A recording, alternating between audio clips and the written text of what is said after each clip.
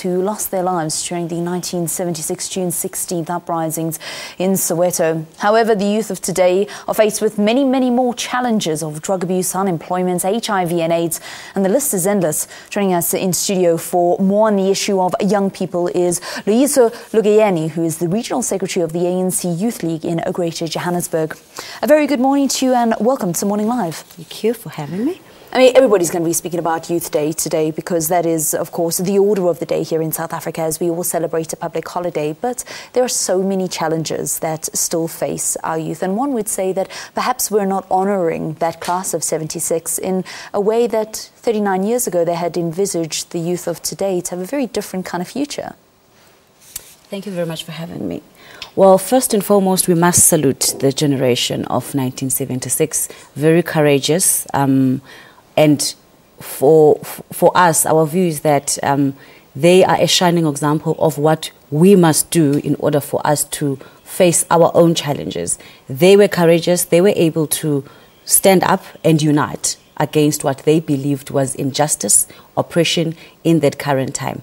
Our fight is different. It's economic freedom. You've indicated that we do have a number of challenges, but those challenges will not be solved if young people of this country are not united. So the first step is nation building, dialogue through all channels that are there, public debate, create platforms where young people are the ones who stand up, united as one, in order for us to be able to be the ones who are in the forefront of our own challenges currently. You made an example. You said when in your opening, you said HIV is one of our challenges, drug abuse.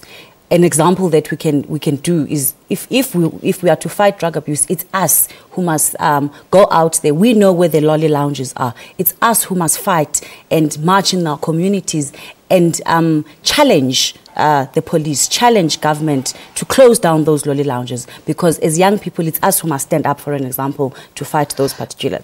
As you mentioned and you alluded to, our challenges are very different to the challenges of 1976. However, we can take a leaf as young people out of their book in terms of their bravery and their ability to stand up and show the world that they won't stand for certain things that are unjust and incorrect.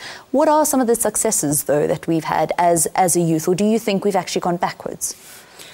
There are successes that we can congratulate 39 years later. For an example, the access to free primary education for the ANC Youth League, that is a step in the right direction. Although we believe that it shouldn't stop there, we must be able to have access to free higher education as well as young people. Also, with the TVET colleges, you've got a drive where the government is pushing skills development. We know that it's a beginning, and we are actually saying the skills revolution must actually be pushed by us young people. That's why we must be organized. Because once we are organized, we are then able to say, through policies and through debate, then the government is able to push hard in actually listening to young people. So in those strides, for another example, you'll find that in schools now, the government is providing sanitary towels for free. That is a step in actually realizing that the dignity of young girls, the importance of education in order to keep them at school. So there's a start, although more needs to be done, particularly as it relates to skills and education. Yeah, certainly. And sometimes when you look at the challenges, they just seem so much greater than the successes that we have had and the things that we have had to smile about. Sometimes the challenges, they do seem so enormous. And I know it's something that you as the Youth League are trying to tackle along with the organisation. Thank you very much. Unfortunately, it's all we've got time for. So do have a wonderful day ahead. Thank you.